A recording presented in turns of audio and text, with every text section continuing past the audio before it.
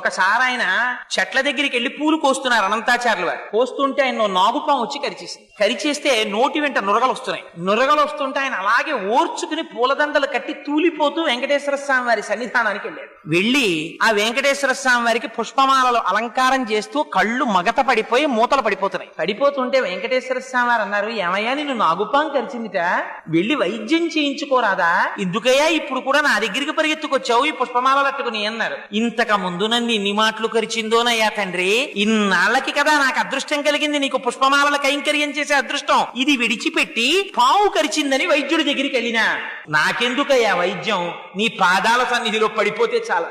ఒక్కసారి ఆయన తల మీద చెయ్యి పెట్టారు, విషం దిగిపోయింది ఆయనకి. చిత్రం ఏమిటో తెలుసా అండి, అనంతాచార్యుల వారి జీవితంలో పొందినటువంటి గొప్పతనం బహుశా ఎవ్వరూ పొందుంటారు. ఆయన పుష్పవాటికని పెంచితే 8 రోజులు ప్రచ్ఛన్న రూపాల్లో వచ్చి పువ్వులు కోసేశారు పద్మావతి శ్రీనివాసులు. పాపం 8 రోజులు కన్ను రెప్ప వెయ్యకుండా కాపలా కాశారు. అంత వృద్ధాప్యంలో అనంతాచార్యుల వారు ఎవరు పట్టుకుపోతున్నారా పువ్వులని. 9వ రోజున శ్రీనివాసుడికి కరుణ కలిగింది. ఎవడు పట్టుకుపోతున్నాడో చూపిద్దాం ఈయనకి అనుకున్నాడు.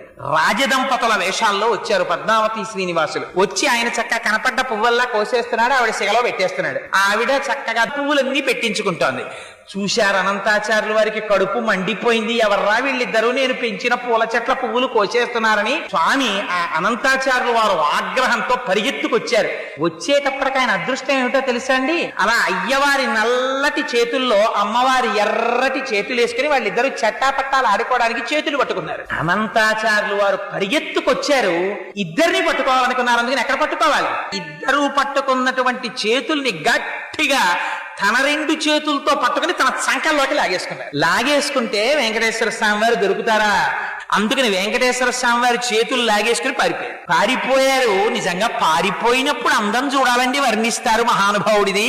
ఆ పరిగెడుతుంటేట ఆయన పెట్టుకున్న ఆభరణముల యొక్క ధ్వని ఘన కన కన కనమని ధ్వని వచ్చిందిట. ఆ చేతులకి ఏం తక్కువ ఆభరణాలు ఉంటాయేమిటి, ఆ నాగాభరణాలు, పెట్టుకున్న కంకణాలు, పాదాలకి పెట్టుకున్న మూపురాలు, నడువుకి పెట్టుకున్న వడ్డానాలు, మెడలో వేసుకున్నటువంటి పెద్ద కౌస్తుభమాల, ఆ పెద్ద వనమాల, పెట్టుకున్న పెద్ద కిరీటం, చెవులకు పెట్టుకున్న పెద్ద పెద్ద ఆభరణాలు, ఇన్నింటితో స్వామి పరిగెడుతుంటే ఇంకో చంద్రుడు భూమి మీద పరిగెడుతున్నాడేమో అనిపించింది. పాపం ఈయన పరిగెడదామంటే ఈవిడ పారిపోతుంది. అందుకని ఈవిడ్ని గట్టిగా పట్టుకున్నారు. ఎవరికి దక్కుతుందండి ఈ అదృష్టం, అటువంటి అమ్మని గట్టిగా పట్టుకుని అనంతాచార్యుల వారు అన్నారు, ఏమీ పిల్ల, ఎవరే వాడు, నీ మొగుడే కదా, ఎక్కడికి పారిపోయాడు అన్నారు. అమ్మంది, అయ్యో తండ్రి, నువ్వు నాకు తండ్రి లాంటి వాడివి, నన్ను గద్దిస్తావెందుకయ్యా, పువ్వుల తోటలో విహరిద్దామని తీసుకొచ్చాడు, వచ్చాను.